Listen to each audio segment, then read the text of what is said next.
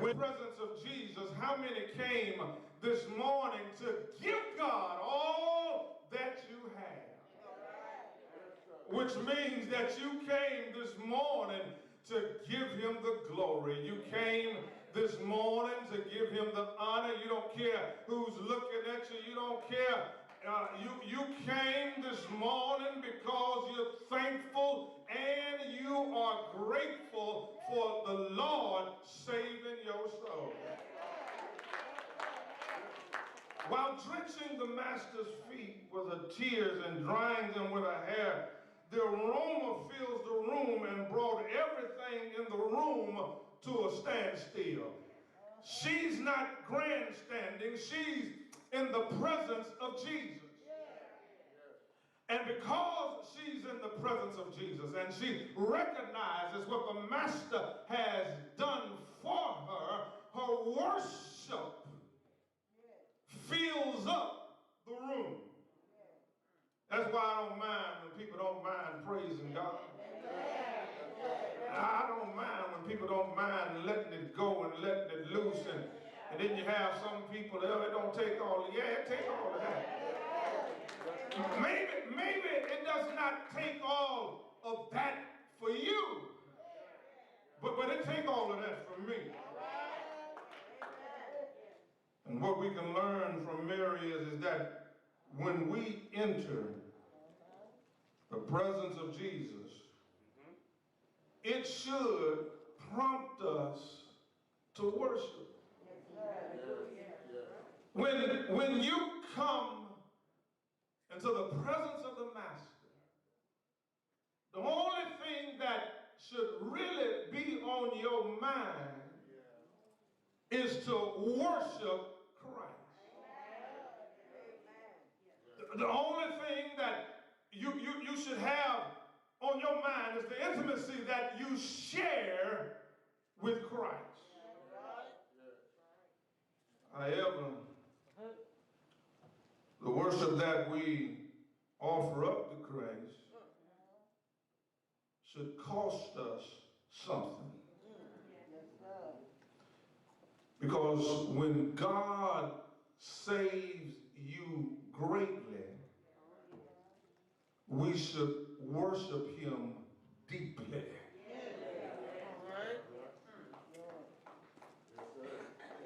And sometimes we act like God ain't done nothing for us.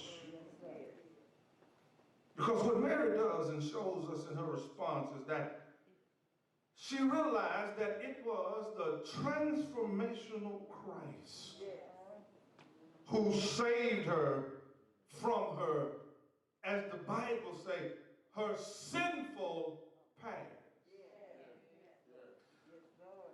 Everybody in here this morning, before you met Christ, your resume should read like Mary's.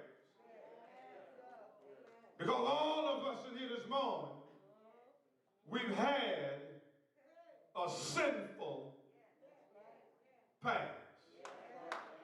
I know you may want to forget about it, and yes, maybe you should, but we were born in sin. Y'all gonna help me this morning? Shapen in iniquity. And we ought to thank God this morning that God has saved us from our sinful past. There's two things that I found out about worship. First of all, worship is private and it's also public. It's private because it's what we do in private that overflows in public. It's what we feel about Christ at home that it should overflow in public. And Mary, when she got into the presence of God, what she expressed is what she also felt in private. You got to understand that Mary's public adoration of Christ was wrought from a private devotion to Christ. And what we can learn from Mary's worship is that, first of all, it's impactful. Secondly, it's inflated.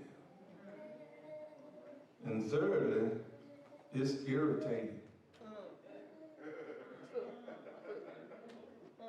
It's impactful because and what the Lord has done for us. Do we respond immediately with worship? That's Mary's response. But there's another response in the text. The other response is what we see from Simon the leper. He's the house guest. It's his house. And maybe he doesn't want all of that in his house. Simon the leper's response is one of judgment. Because if you still got your Bibles open, I want you to take a look at verse number 39. Verse number 39, it says, "Now when the Pharisee which had bidden him saw it, he spake to himself." You know how we talk to ourselves. And look what he says to himself. If this man were a real, I'm adding the word real prophet, would have known who and what manner of woman this is that touched him. For she is a sinner. She was not on my guest list because she's a sinner. But she showed up anyway. But she's still a sinner. That's what I'm saying in my heart. But he forgets who he's talking to.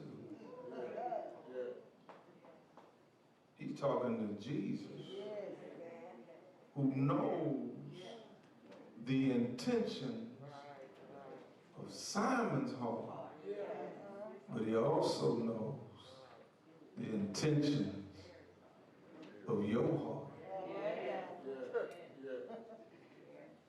He knows you came in here this morning with a Simon the leper attitude.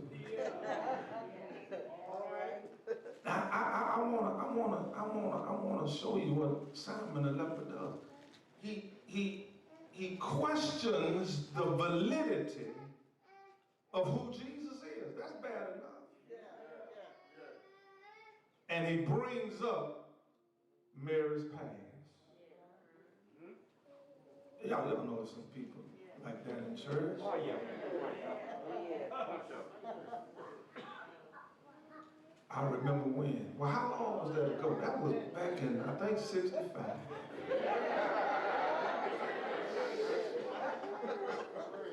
You mean, child, that was over 50 years ago? Yeah, but I still remember. You do? Yeah, I can remember it just like it was yesterday. Well, what were you doing? I was there, but I was just watching. And it amazes me how people can judge others and question others and not realize the predicament that they're in themselves. Can I share something with you about Simon? Simon's name, Simon the leper, he just didn't get that name. Just the mention of his name identifies he apparently was a leper. And guess what? He wouldn't have been able to go into the temple for worship because guess what?